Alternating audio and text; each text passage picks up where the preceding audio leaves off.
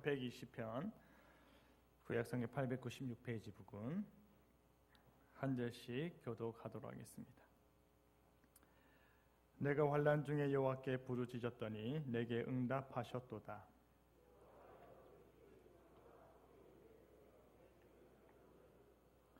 너 속이는 혀여 무엇을 내게 주며 무엇을 내게 더할꼬. 메색에 머물며 계달의 장막 중에 머무는 것이 내게 화로다. 다 같이 읽겠습니다. 나는 화평을 원할지라도 내가 말할 때에 그들은 싸우려 하는도다. 아멘. 시편 120편에서 137편은 성전에 올라가는 노래입니다. 전체 150편의 시편 중에서 가장 아름다운 시편 모음으로 알려져 있는 곳이 바로 성전에 올라가는 노래입니다. 그 첫 번째 노래인 시편 120편을 통해서 환난 중에 기도라는 제목으로 함께 말씀을 나누도록 하겠습니다. 첫째로 시편 기자는 그가 환난 중에 기도하였음을 고백합니다. 시편 기자는 내가 환난 중에 여호와께 부르짖었더니 라고 말하면서 그가 쉽지 않은 상황 가운데 놓여 있음을 스스로 이야기하는 것이지요. 이 시편 기자는 2절과 3절에 나타난 거짓된 입술과 속이는 혀로 고통당하고 있습니다. 시편 5편 9절에 그들의 입에 신실함이 없고 그들의 심중이 심히 악하며 그들의 목구멍은 열린 무덤 같고 그들의 혀로는 아첨 하나이다 에서와 같이 입술의 거짓됨과 혀의 속임이 이 시인의 마음을 괴롭게 합니다.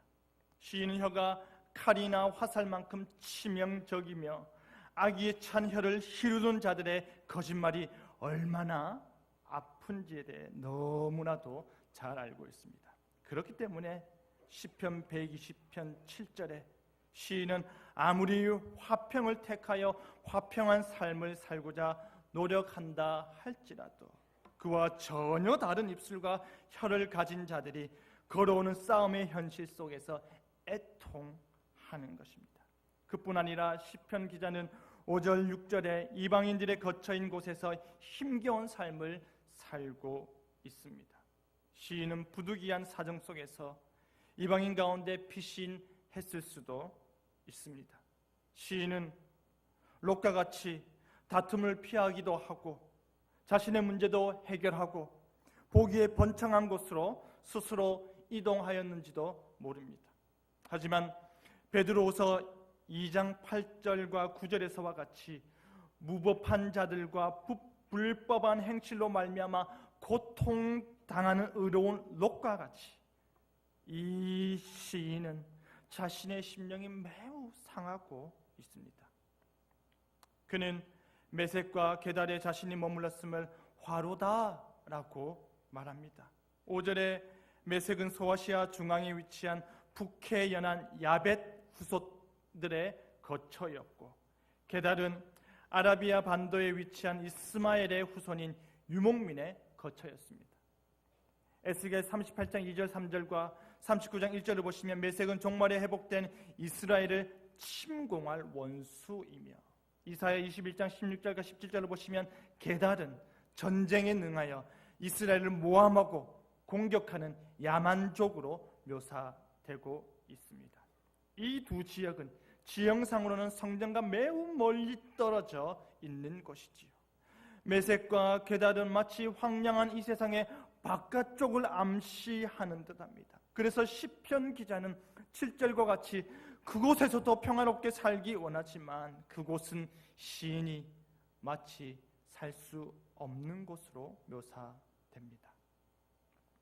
시편 기자는 언제든지 공격받기 쉽고 상처받기 쉬운 곳에서 적대적인 이방인들 사이에서 살고 있습니다. 이리때 가운데 한 마리 양처럼 그는 도저히 화합할 수 없는 곳에서 극심한 공격 속에 사는 것입니다. 지금 우리들의 삶과 전혀 다를 바가 없는 것이죠.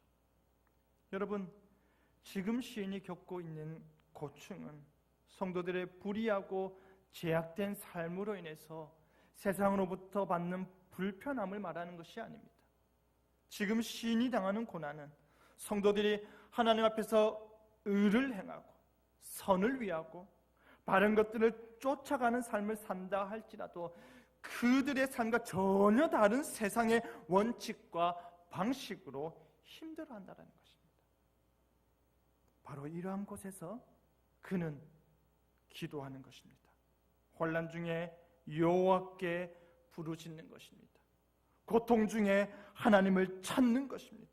그것이 우리가 하나님이 계신 곳을 향해 나아가는 이유입니다.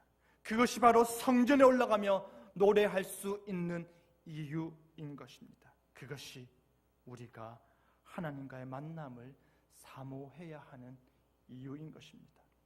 사랑하는 성도 여러분, 혹시 환난 중에 계십니까? 말할 수 없는 고통 중에 계십니까? 도저히 납득이 되지 않는 현실 속에서 아파하고 또 아파하고 계십니까? 너희는 내 얼굴을 찾으라 하신 하나님의 말씀대로 주의 얼굴을 찾으시길 바랍니다. 너희는 나를 찾으라 그리하면 살리라 라고 하신 하나님의 말씀대로 하나님을 찾으시길 바랍니다. 하나님께 부르짖으시길 바랍니다. 우리 하나님께서 그 모든 어려움과 역경을 이길 힘을 더해 주실 것입니다. 우리 하나님께서 모든 문제를 해결하사 우리로 참된 위로를 더하여 줄 것입니다. 그것을 부르짖으시는 저와 여러분 되기를 간절히 바랍니다.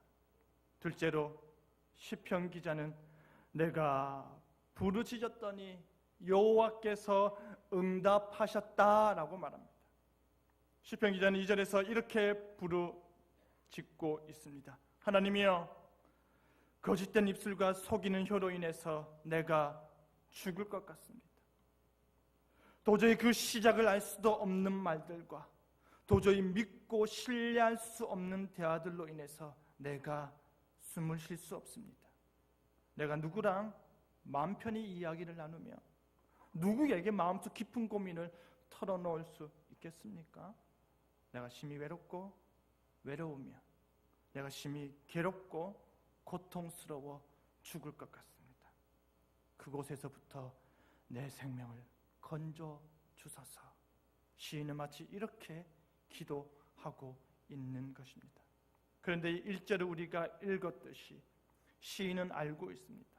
그가 기도하였을 때에 하나님께서 응답하셨다라는 것입니다. 다시 말하면 지금의 시편 기자는 자신의 지난 날들을 회상해 볼 때에 하나님께서 자신이 부르짖을 때마다 그 기도에 응답하셨음을 확실히 알고 있는 것입니다.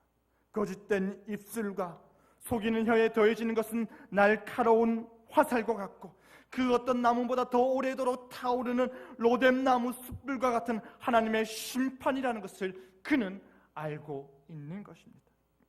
물론 자신이 메색과 게달의 장막 중에 오래도록 머물고 화평을 미워하고 싸우기를 즐기는 자들과 함께 오래 거주하는 자체가 자신에게는 화요, 자신에게는 어둠이지만 그는 그러한 불의한 자들에게 하나님의 심판이 반드시 임할 것을 경험적으로 알았던 것입니다. 그는 그러한 곳에서 기도하기 시작하였습니다. 그는 그러한 곳에서 하나님께서 도와주셔서 그 모든 악한 상황을 변화시켜 줄 것을 기대하였던 것입니다. 그는 그렇게 악하고 거짓되고 불화하는 것이 선하고 참되며 화평한 곳으로 변화될 것을 바라보았던 것입니다. 그렇기 때문에 상황이 변하여 하나님께 영광을 돌리게 될 것이라는 소망과 확신을 두 손에서 놓칠 수가 없었던 것입니다. 그 소망과 확신이 너무나도 분명하기 때문에 고통 중에 부르짖었던 것이고 흐르는 눈물을 닦으며 기도할 수 있었던 것이고 목이 쉬어서 아멘할 소리도 못 나온다 할지라도 간구할 수 있었던 것입니다. 부르짖는 백성들의 기도를 응답하시며 돌보시는 하나님의 약속이 성도들 개개인의 삶을 마침내 새롭게 해 주시기 때문입니다. 이 시편은 성전으로부터 멀리 떨어져 살던 디아스포라 유대인들에게 하나님께서 그 기도에 응답하심으로 인해서 내가 너희 편이다 라는 것을 알려주고 있는 것입니다. 이방 나라의 삶의 터전에서 그들의 적대감이 아무리 높다 하더라도 하나님께서 내가 너희 편에 서서 너희 편이 되어서 그 모든 어려움을 친히 해결해 주겠다라는 새로운 확신을 심어주고 있는 것입니다. 하나님께서 그들의 편에 서서 심판하시기 때문입니다. 바로 내 편 되신 하나님의 은혜가 너무나도 크기에 그 하나님께서 친히 거하고 계시는 성전을 향해서 기꺼이 나아가는 것입니다. 메섹과 게달과 같이 너무나도 먼 곳에 있다 할지라도, 그 기나긴 여정에서 생명의 위협이 있다 할지라도, 순례자의 삶이 지치고 고되고 힘들다 할지라도 그 고된 몸은 이끌고 성전을 찾고자 하는 것입니다. 시편 기자는 이러한 위험과 고난을 뚫고 성전에 도착한 기쁨을 맛보았을 것입니다. 그래야 그는 성전을 찾음으로써 이국 땅에서 하나님의 백성으로서 살아갈 수 있는 새로운 소망과 용기를 다시금 얻게 되었을 것입니다. 진실로 게달과 메섹과 같은 이 세상의 흑암에서 시작한 순례자의 여정은 여호와의 집 안에 있는, 그리고 그의 복 아래에서 경험하는 안식으로 그 기나긴 순례를 마무리할 수 있었던 것입니다. 시편 기자는 내가 환난 중에 여호와께 부르짖었더니 내게 응답하셨도다 라고 노래하면서 과거에 경험했던 하나님의 응답하심을 현재와 장래에도 계속 경험하기를 바라고 또 확신하고 있는 것입니다. 시편 기자는 환난 중에서 문제의 한복판에서 기도하고 하나님의 돌보심 안에서 보호받음을 노래하는 것입니다. 시편 기자는 하나님의 공의로우심을 믿었고 하나님의 보호하심을 믿었고 하나님의 위로와 화평을 믿었던 것입니다. 그럼에도 불구하고 7절에 시편 기자는 모든 행동을 하나님께 맡기면서도 평안을 줄 수 없는 세상에서 자신이 여전히 살고 있음을 읊조리며 이 시를 마무리합니다. 그것이 실제 우리네의 삶이기 때문입니다. 사랑하는 성도 여러분, 환난 중에 기도하시길 바랍니다. 문제의 한복판에서 기도하시길 바랍니다. 하나님께서 내 편이심을 믿고 기도하시기 바랍니다. 하나님께서 우리 편에 서 계실 것입니다. 하나님께서 우리의 고된 순례자의 삶이 그의 성전을 향하도록 인도하실 것입니다. 하나님이 거하시는 곳에 여러분의 발걸음이 향하고 하나님의 응답하심에 여러분의 마음이 위로를 받고 이전에 응답하신 하나님께서 오늘도 내일도 모레도 응답하실 것을 믿고 부르시는 저와 여러분 되기를 간절히 바랍니다. 그의 집에 거하는 기쁨과 소망을 생각하시며 이 험난하고 고된 인생의 여정을 믿음으로 이겨내시면서 순례자의 여정을 하나님이 계신 저 성전을 향하여서 날마다 바라보며 나아가시는 저와 여러분 되기를 간절히 바랍니다. 이 시간 함께 찬양하겠습니다.